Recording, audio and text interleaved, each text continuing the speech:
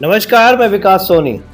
मैं निशु दुबे। यहाँ हम आपको बता दें, जहाँ पर लोकसभा के चुनाव नजदीक और वहीं पर सरगर्मियां जहाँ पर तेज नजर आ रही हैं, वहीं पर भारतीय जनता पार्टी विकसित भारत संकल्प पत्र सुझाव अभियान चलाया जाएगा। उस सुझाव अभियान के अंतर्गत क्या हो गया, हमारे साथ माननीय 226 ललितपुर विधानसभा के विधायक राम रतन कुशवाहा जी हैं। उनसे जानते हैं क्या है उनका कहना, सुझाव जहाँ पर लिया जाएगा। ललितपुर विधानसभा से लेकर सभी विधानसभाओं में जहाँ पर सुझाव पेटियां रखी जाएंगी। निशु, वहीं विधायक जी से भी हम चर्चा करते हैं कि कैसे क्या आगामी लोकसभा के चुनाव के मुद्दे रहेंगे, साथ ही साथ भारतीय जनता पार्टी ने कैसे क्या कार्य कराए हैं, क्योंकि अभी कई योजनाएं चलाई जा रही हैं। साथ ही साथ आपको बता दें, कई जैसे जन चौपाल, युवा चौपाल, ऐसी कई जगह भारतीय जनता पार्टी चौपाल लगा रही है। वहीं लोकसभा के चुनाव के बारे में विधायक जी का क्या कहना है। नमस्कार विधायक जी। नमस्कार मित्र, आपके चैनल के माध्यम से मैं पूरे जनपद के साथ साथ प्रदेशवासियों को प्रणाम करता हूं।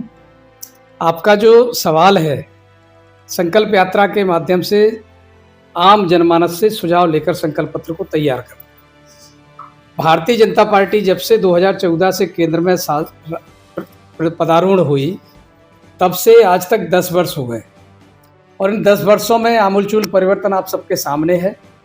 भारतीय जनता पार्टी एक ऐसी पार्टी है जो एकदम विचारधारा को जनता के बीच में लेती है और जनता के सुझाव के अनुसार अपने संकल्प को बनाकर संकल्प पत्र तैयार करती है और उसी के आधार पर देश के साथ साथ प्रदेश और जनपदों के विकास पर काम करती है। हाँ विकास जी, वहीं पर विकास ललितपुर विधानसभा की बात करें तो ललितपुर विधानसभा के बहुत से मुद्दे हैं जो जनता के द्वारा आपको लिए जाएंगे, तो आपके द्वारा उन मुद्दों पर गहनता से जब जांच की जाएगी और उस पर घोषणा पत्र पर आगे बढ़ाई जाएगी। निश्चित रूप से कोई छोटे से छोटा व्यक्ति कभी कभी बहुत अच्छी योजना को बहुत बढ़िया सुझाव दे देता है और उससे उस सुझाव से पूरे देश के विकास पर असर पड़ता है। निश्चित रूप से इस तरह के सुझाव जिनके भी आएंगे उन पर हमारी एक समिति बनी हुई है सुझाव के लिए।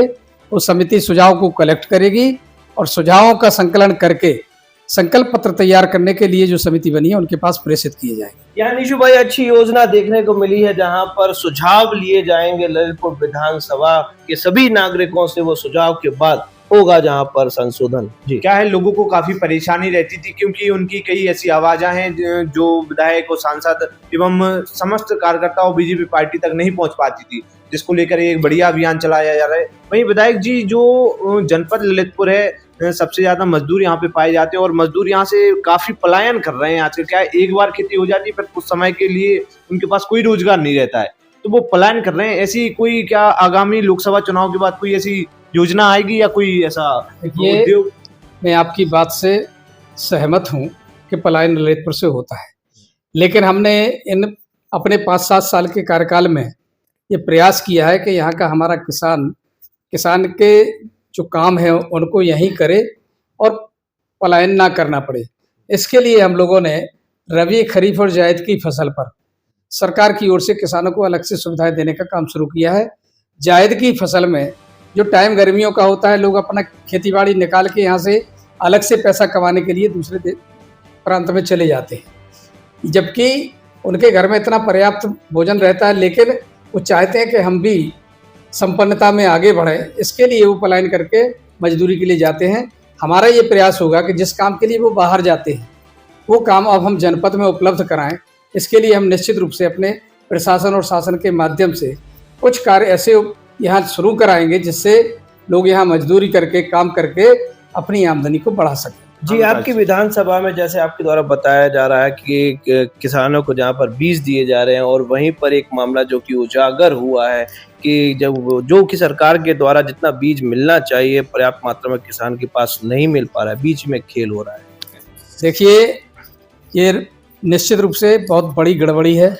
अगर ऐसा हुआ है तो मैं इसकी निंदा भी करता हूँ और एक वर्ग विशेष के लोग जो कृषि विभाग को घेरे हुए हैं, चाहे पाइप की सप्लाई हो, चाहे मशीनरी की सप्लाई हो, चाहे बीजों की, ये सर्वाधिक लाभ आप सब देखते हैं। हम स्पष्ट रूप से कह सकते हैं कि इसकी जो लाभ सबको मिलना चाहिए वो एक वर्ग विशेष खा रहा है और इसकी जांच करा करके कार्रवाई के लिए हम अपने कृषि मंत्री को जरूर लिखेंगे। बहुत बहुत धन्यवाद। और निशु भाई है, जहाँ पर कृषि विभाग के बाद स्वास्थ्य विभाग की बात करें तो स्वास्थ्य विभाग में क्या कहना चाहेंगे? स्वास्थ्य विभाग में अभी विधायक जी काफी गड़बड़ियां सामने आई हैं। अभी एक वो ब्लड बैंक वाला एक मामला सामने आया था कि पैसे लेकर रक्त लोगों को वितरण किया जा रहा है, पैसे की मांग की जा रही है मरीजों से। कई लोग क्या है ऐसे परेशान रहते हैं जिसमें लाखों रुपए का खून वह खरीदते हैं। इतनी समितियों द्वारा, आपके द्वारा भी कई बार रक्तदान किया गया, लेकिन ऐसी जो यह कालाबाजारी चल रही है, भ्रष्टाचार चल रहा है, इस पर अंकुश क्यों नहीं लग रहा है? देखिए, अस्पताल के परिसर के आसपास दलाल टाइप के लोग लगे हुए हैं। उनकी निगरानी के लिए हमने माननीय जिलाधिकारी महोदय से कहा है, निश्चित रूप से ऐसे लोग जो पकड़ में आएंगे उनको हम जेल भेजने का काम करेंगे। हम लोग जनता की जान को बचाने के लिए रक्तदान करते हैं, और वही रक्त अगर लोगों को पैसे के आधार पर बेचा जाए, वो गरीब आदमी कैसे उसको ले पाएगा। इसलिए हम जो ब्लड बैंक है, इस पर काम करने वालों की एक्टिविटीज़ को भी अपने उसमें ले रहे हैं कि इनकी गतिविधियां क्या हैं, इनके संपर्क किन किन लोगों से हैं, कैसे लोगों को ये बुलाकर दान करा देते हैं और दान के नाम पर पैसा वसूलते हैं, इसकी जानकारी हम जरूर करा रहे हैं। ये जो दलाल हैं जो घूमते रहते हैं, इनके साथ कई अधिकारियों की भी मिली भगत रहती है, तभी तो यह खुलेआम सरेआम लोगों से सामने से गेट पर ही पूछ लेते हैं आपको। इसीलिए कहा है कि जो ब्लड बैंक में काम करने वाले लोग हैं, इनकी एक्टिविटीज़ को भी मैं जांच की परिधि में ले रहा हूँ। निश्चित रूप से जांच कराऊंगा और जो भी पकड़ में आएगा उसको जेल भिजवाने का काम करेंगे। अच्छा, वहीं पर एक मामला संज्ञान में आ रहा है जहां पर स्वास्थ्य विभाग के, जहां पर संविदा कर्मचारी और परमानेंट कर्मचारी मिलकर जहां पर फर्म बनाकर लाखों रुपए का गमन कर रहे हैं। एक व्यक्ति के 2 फर्म है एक ही काम के लिए। जहां पर देखिए, आउटसोर्सिंग और संविदा कर्मी में थोड़ा सा अंतर है। संविदा कर्मी इस तरह का कोई भी लाभ अपने नौकरी में रहते हुए अपने परिवारजन को, अपने रक्त से संबंधित व्यक्तियों को लाभ नहीं दे सकता है, वो गलत बात है। लेकिन आउटसोर्सिंग का कर्मचारी है, ये इस तरह के काम में अगर कोई फर्म बना के दूसरा उनके परिवार का कर रहा है तो उस पर प्रतिबंध नहीं होता है। इसको हमें ध्यान देने की बात है। आउटसोर्सिंग का कर्मचारी अगर है और वो कर रहा है, वो इस परिधि में नहीं आता है। संविदा कर्मी इस परिधि में आता है और वो कार्रवाई, उसके खिलाफ कार्रवाई होनी चाहिए। वहीं पर बात करें तो पिछले 10 सालों की जहाँ जो सरकार थी, पिछले कालों की बात करें, अभी लोकसभा के चुनाव जहाँ पर आ रहे हैं, पिछले कालों में ललितपुर विधानसभा में कौन कौन से ऐसे काम हुए हैं?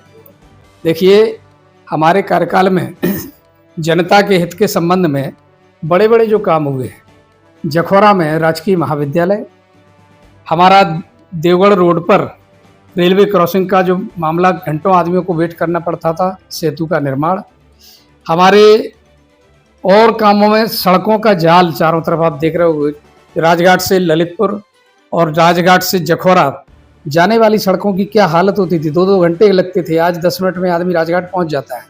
और अभी देवगढ़ से लेकर टीकमगढ़ तक की रोड का रिनोवेशन हो रहा है। 832 लाख रुपए से उस रोड का नवीनीकरण किया जा रहा है। इसी तरह से ललितपुर से राजघाट सड़क का नवीनीकरण, ललितपुर से जखौरा सिलगर होते हुए तालबेहट तक का नवीनीकरण, ये सारे काम अभी लग गए हैं। हम ललितपुर से जखौरा वाली जो सड़क तालबेहट तक है, इसका हम चाहते हैं कि ये 2 लाइन की सड़क बन जाए। इसका प्रपोजल हमने दिया है, लेकिन अभी तुरंत में हम उसका नवीनीकरण इसलिए करा रहे हैं कि 2 लाइन की सड़क में हमको अभी लंबी कार्रवाई करना पड़ेगी, उसके लिए 2 साल समय लग सकता है। तो ऐसी स्थिति में लोगों को आवागमन में असुविधा ना हो, इसके लिए हम उस सड़क को नवीनीकरण में लेकर के काम शुरू कराया है। पूरा कला की सड़क आपने देखा होगा, कंप्लीट हो गई है। तेरही फाटक से लेकर के हमारी रजपुरा पारोन तक की सड़क तैयार हो गई है।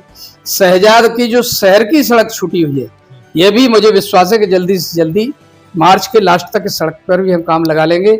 और देवगढ़ से बाईपास जो बड़वार रोड को जोड़ने वाली सड़क है, उसका काम प्रारंभ हो गया है। हम सड़कों का जाल, कहीं भी खराब सड़क को नहीं रहने देंगे।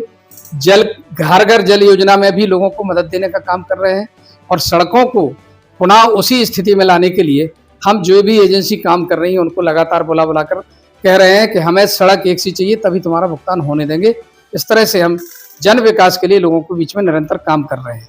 जी, क्या कहना चाहेंगे निशु भाई? हाँ, और जो अपने ललितपुर में काफ़ी अशिक्षा है, जिसकी वजह से जो आदिवासी व्यक्ति हैं उनको शिक्षा नहीं मिल पा रही, शिक्षा के लेकर आगामी लोकसभा चुनाव के बाद या प्रेजेंट में कोई रूपरेखा बनी है क्या? देखिए, आदिवासी शहरिया समाज के बीच में बहुत काम करने की ज़रूरत है।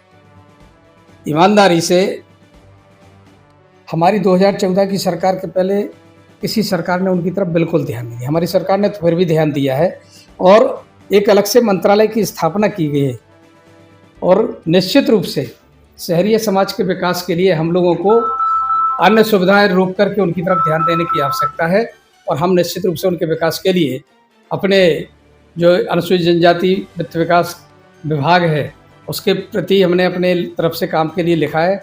उनको अलग से विद्यालय उपलब्ध कराना, उनके लिए अलग से आवासीय योजनाएं तैयार कराना, उनको खाद्य योजना में अलग से जोड़ना, ये सारी व्यवस्थाएं हम लिख करके शहरी समाज के बीच में काम करने का प्रयास कर रहे हैं।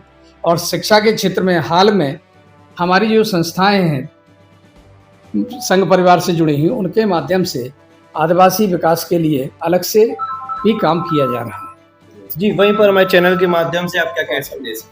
हम तो विकास जी आपके और निशु भाई आप दोनों के माध्यम से ये जनता से कहना चाहेंगे कि भविष्य का जो समय आ रहा है, सरकार अच्छे काम कर रही है, आप लोग अपने स्तर से अधिक जनपद के विकास के संबंध में सुझाव प्रेषित करें और उन सुझावों को हम संकल्प पत्र में जुड़वा करके अपने जनपद की सार्वभौमिक जो यथार्थ भाव है और जिस हिसाब से विकास होना चाहिए, जनपद 1974 में बना था, आज 50 वर्ष होने पर हमको लगा कि 10 वर्ष में तो काम ज़्यादा दिखा है। 10 वर्ष के पहले विकास के नाम पर ये केवल कागजों में काम होते थे।